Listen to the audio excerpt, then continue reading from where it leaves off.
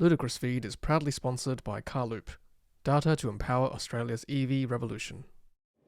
Hey everyone, hope you're all well. I'm standing in front of my 2023 BYD Seal, and as of last night, I now have a digital key on my smartphone to lock, unlock, and drive my BYD Seal. So no more car keys, see you later.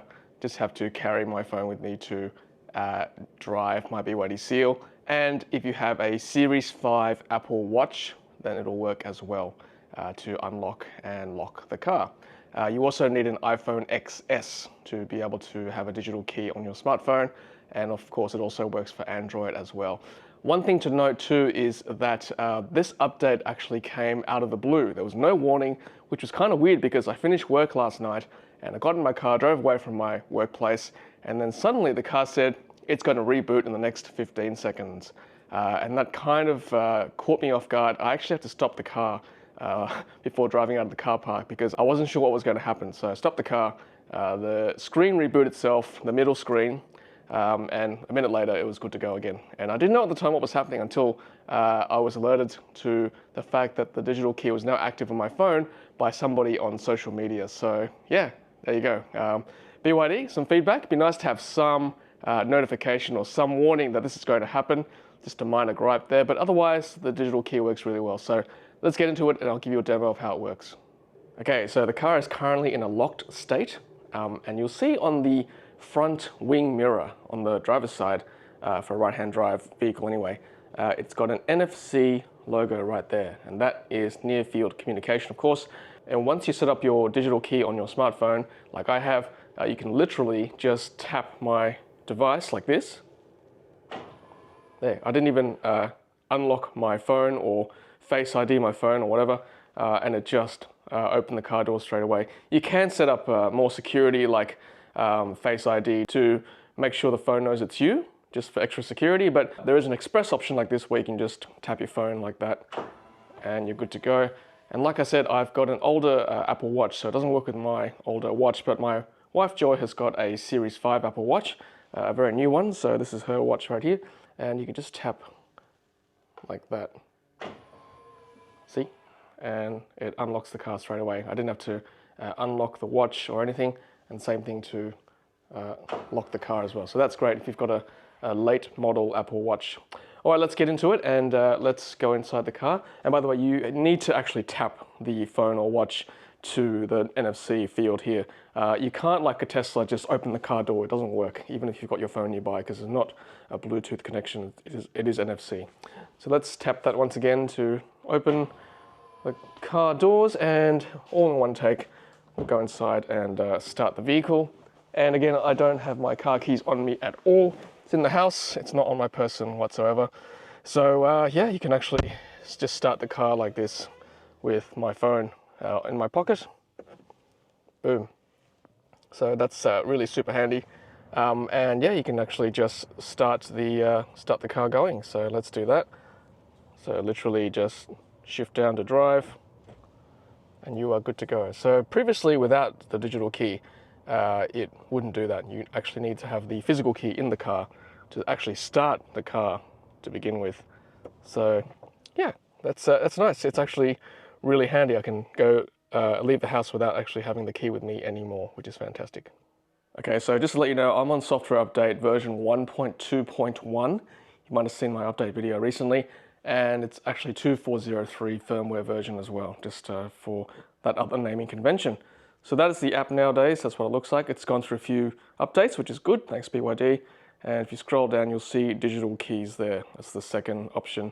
After doors and windows, digital keys, seats, tire pressure, vehicle position, services, rescue, and customer service. So it's starting to fill out and starting to become more useful as time goes on, which is great. Let's go to digital keys.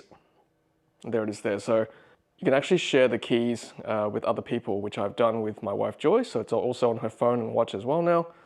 And it's on Joy's wearables, which is her watch. Unfortunately, it doesn't work on my watch, which is fine. I carry my phone with me at all times anyway.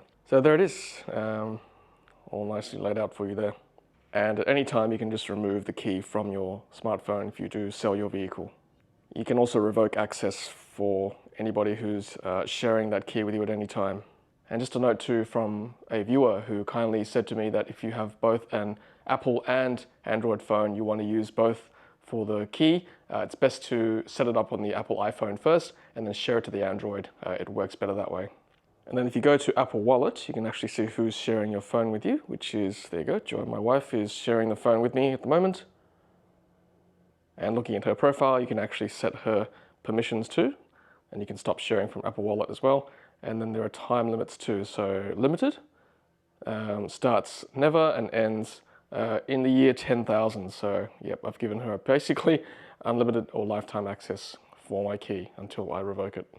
And I said earlier I have it on express mode, which is basically just being able to tap the phone onto the NFC field without any further authentication or security requirements.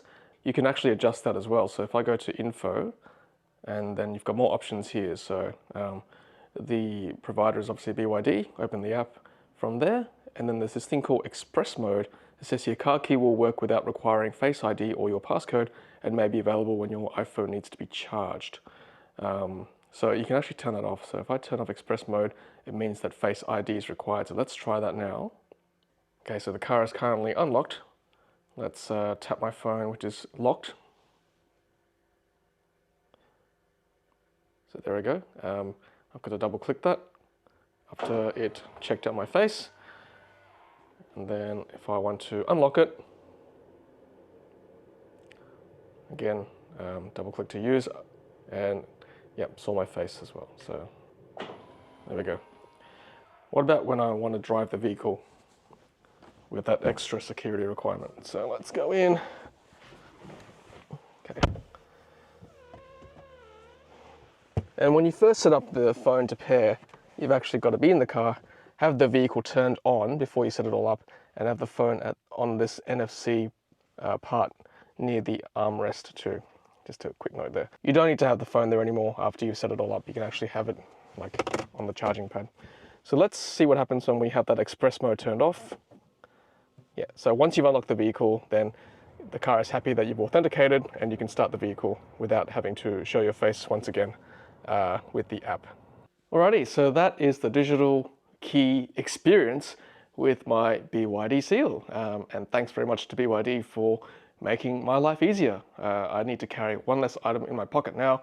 Just having my phone is sufficient to unlock, lock the car and start the car as well, which is great. Pretty much like my Tesla experience with my Model Y next to me. So it's pretty good. So it's great to see BYD listening to customers and implementing innovations like this to their vehicles. If you have any other suggestions or feedback to BYD, then leave them in the comment section below. I'm sure BYD staff watch my videos, so hopefully that'll be suggested up the chain at BYD HQ in China.